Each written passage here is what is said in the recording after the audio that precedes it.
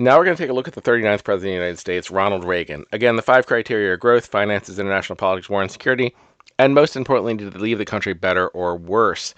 As I'm moving forward, I'm going to try to separate my memories from my research. Obviously, every president that came before Carter, I have no living memory of, and I have very little living memory of Ronald Reagan, and almost none of Jimmy Carter. But I do have some memories of the 1980s. Things like the Challenger explosion, and so it is something that influences my thinking. I'm trying to separate myself from that and just approach this in a research kind of way that I did the other presidents and not get overwhelmed by things that I want to discuss because I was there and more focus on looking at the president the same way I did before. So I will apologize if I'm not successful at that, but that is the goal going forward. In terms of growth, I do think you have to give Reagan a good deal of credit for growth. I don't think it's an explosive growth that some people will talk about now. It's like, oh, the 80s were huge. I think that there was growth.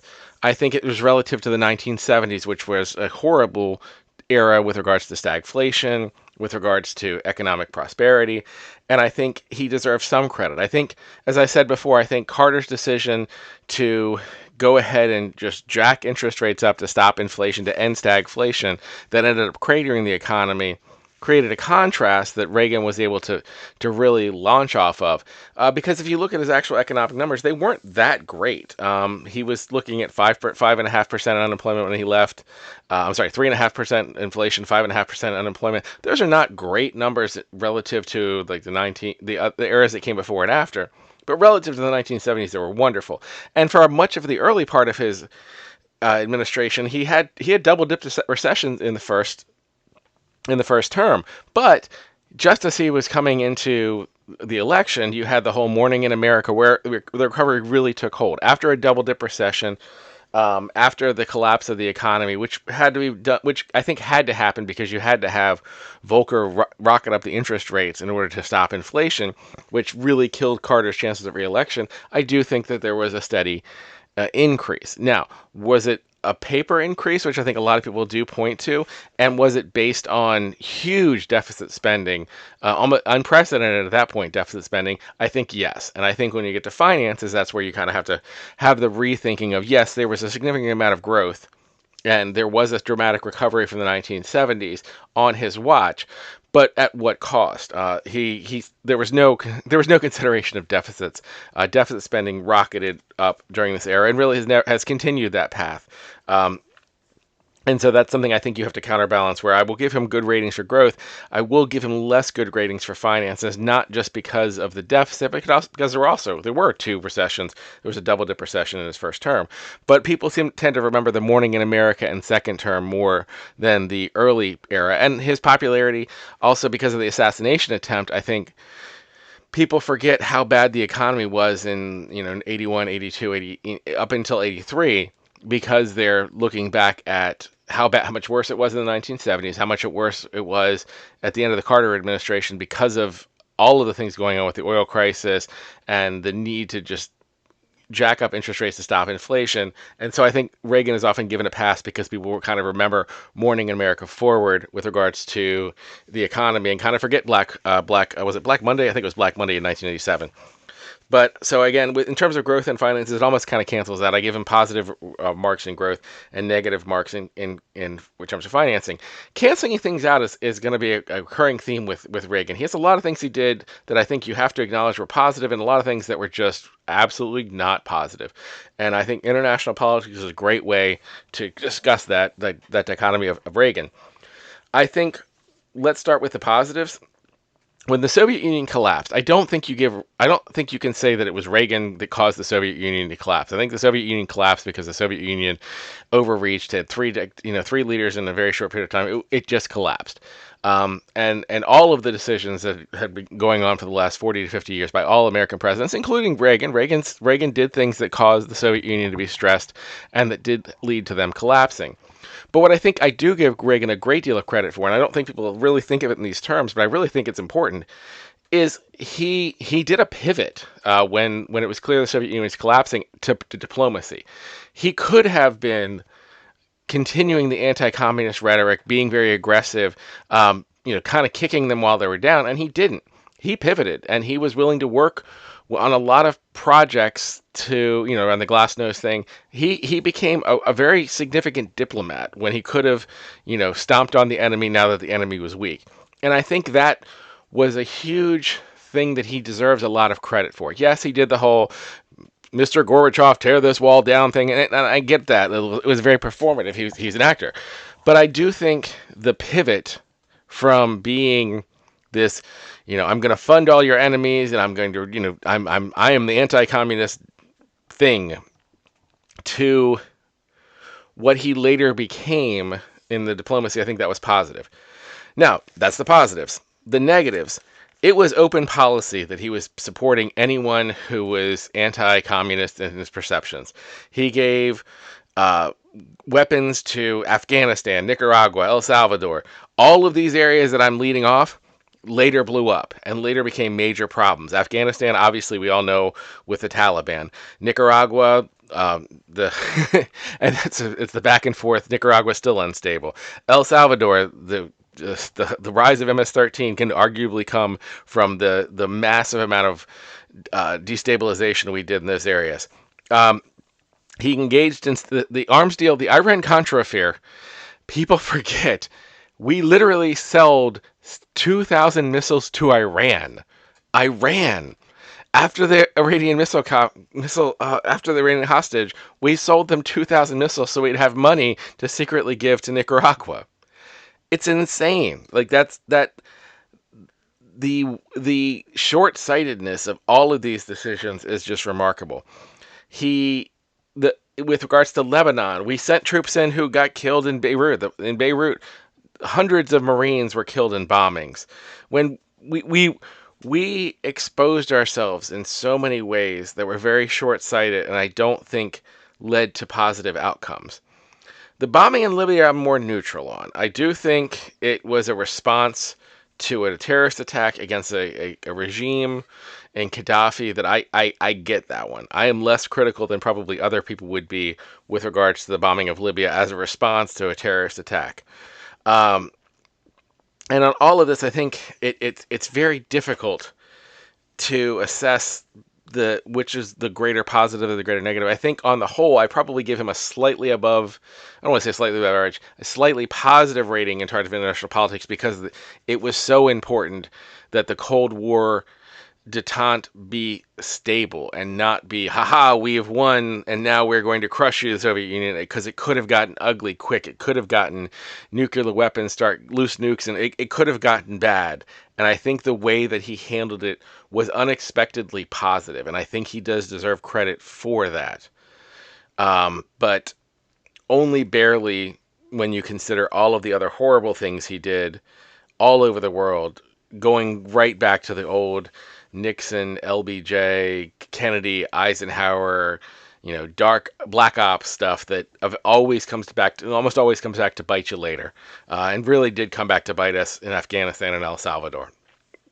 With regards to war and security, again, circling back to the Beirut bombings and the the general handling of international politics that entangled us in so many difficult and challenging things. I think in terms of war, that's a challenge.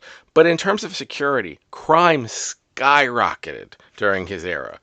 Absolutely skyrocketed. There's lots of reasons people will point to. Some people point to the fact that we cut so many services that that institutions, that all of the people who were, needed serious mental health treatment didn't get it because so many services were cut.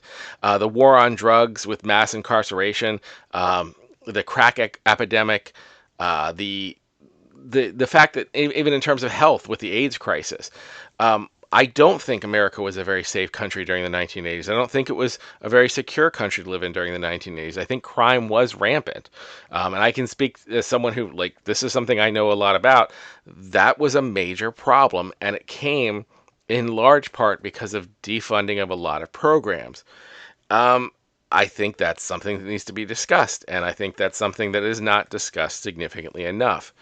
Um, I I also think that the invasion of Grenada was a very questionable situation. I'm not going to condemn it, But again, we're getting into wars. We're getting into invasionary forces. We're sending troops to Beirut, and in the home front, the country is unstable. It is having huge crime waves. We're having an outbreak of a serious disease that is just not being taken seriously because of the perception that it was a homosexual disease. There's tapes you can go back and listen to of some of his health administration people just ignoring the problem because they considered it only a problem for homosexuals. So I think all of that is something that it falls on war and security. Now, does this take him down to like, Civil War? No, it doesn't. It's not going to be like he's one of the worst on war and security, but I do think it's a negative mark that puts him in an era similar to Johnson with the riots and different things. But I think unlike Johnson, these were things that he could have controlled. These were not necessary actions. This wasn't like, okay, Jim Crow is ending. Obviously, there's going to be civil disobedience and civil unrest. This is just crime blowing up and going out of control because of just bad planning and management. Better or worse? This is where I kind of get into a lot of small things that I really just want to go through with regards to Reagan that I think were problematic. With regards to labor, people always talk about the air traffic controller strike, but that wasn't the only strike that he basically that failed during his era. A lot of union work, and if you feel anything positive toward organized labor really suffered under Reagan, and I think general wages went down for a lot of people. I think a lot of the prosperity really was at the top and not at the bottom. He was a big believer in the Laffer curve. And the Laffer curve turned out to be wrong. You can say the tax breaks did not bring in additional revenue to offset. That's why the deficit was so high. The argument was, we're going to cut the deficit, we're going to cut taxes on the rich, and that will then make them somehow economically more revenue will come in and it will overset. And it didn't happen. Like, we just had huge deficits throughout his entire presidency, and a lot of the growth that we had was funded off of debt. There was a lot of problems with regards to the Supreme Court. He appointed 4 justices. I'm going to get into something that I have a personal, not a personal, I think this is a very under-discussed thing that Reagan did that has shaped the court since. You'll hear conservatives talk about borking, which is they believe that Robert Bork, when he was nominated and was not affirmed, in other words, he was nominated, but the Senate did not confirm him. They had very contentious hearings. You'll hear people point to that and go, this was the point where the court became politicized. It became politicized because you picked Robert Bork. Robert Bork was the person who fired the special prosecutor in Watergate. 2 other people resigned before they would fire the special prosecutor, and Bork was the one who finally did it. Nominating him was insane. I understand people will say, well, he's a great legal scholar and he's very intelligent. You nominated the man who didn't have the moral gumption to stand up to the president and not fire the special prosecutor during an event known as the Saturday Night Massacre, and you were surprised he didn't get confirmed to the Supreme Court. It was functionally rewarding someone for not having the courage that his supervisors did. I am enraged often when people talk about borking and how that politicized the court. Yes, it did. You nominated someone who never should have been nominated to the Supreme Court, who literally was the person who pulled the trigger during the Saturday Night Massacre. And then you were shrugging, going, why wouldn't we want this person to be on the Supreme Court? That was the politicization of the court. And yes, from that point forward, political appointments to the Supreme Court became much more contentious. As I said, under Ford, he nominated John Paul Stevens, who turned out to be a liberal. That act in and of itself, I think, really set the courts on a path of politicization that has been very detrimental going forward.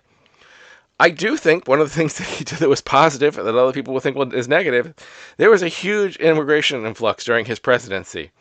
And so his response to it was to give amnesty to 3 million people who had already been living here for years, because he seemed to kind of understand that the immigration system was broken and these people were just coming here to work and do jobs. And up until the change in the laws, that's just what happened. That in America, people just came through Ellis Island, they just show up. Most of your relatives, if you're an American or listening to this, they didn't go through a long process. They showed up and they started working, and that's how they got here. He did add new immigration laws, but they were largely ignored for a long period of time, and immigration kept exploding. People came to this country because it was prosperous and successful, and that's part of why the growth was so high. And I will stand by that and die on that hill. So, taking all that into consideration, where do I put him in terms of better or worse? I think that there are a lot of things that happened during his I think the country was in a better position when he left than when he received it, but I think the country was already on an upward trajectory because Carter took the hit by increasing inflation. I think there were a lot of things that Reagan did with regards to funding funding groups in Afghanistan and Nicaragua and El Salvador, sending arms to Iran, um, having the Supreme Court become so politicized. A lot of things he did with regards to winks and nods to race on the Southern strategy. The Neshoba County Fair speech that he gave at the location in Mississippi, just down the street from where the Mississippi burning civil rights murders had occurred, basically saying to Wallace Democrats, you can have a place in the GOP. I think all of that is incredibly damaging. And I think that's also got to be equated in the better or worse scale. So again, I'm not going to say he was one of the worst presidents of all time in terms of better or worse, but I'm also going to say that I think on the whole, on the aggregate, the country was slightly worse as a result of his presidency than before he got there. Taking that all into consideration, where do I put Reagan? I'm not obviously going to put him in the top 10 because, as you can tell, I'm not a fan. I'm also not going to put him in the bottom 10. I don't think he was a horrible president. I think he kind of falls right in the middle of the road. I'm looking at my chart. I think I'm going to put him at number 20, just below Rutherford B. Hayes, and just above John Adams. I think that's where Reagan belongs because for all his incredible positives and his incredible negatives, I think it balances out to about an average presidency.